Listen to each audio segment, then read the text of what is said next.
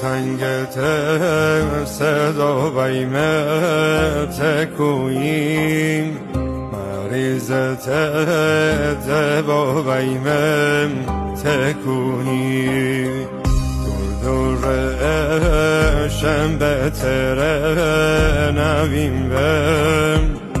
اسیر و مبتلا بیمم تکویی های روحای جدا گیره نخوام بم تکدنی خشالیرم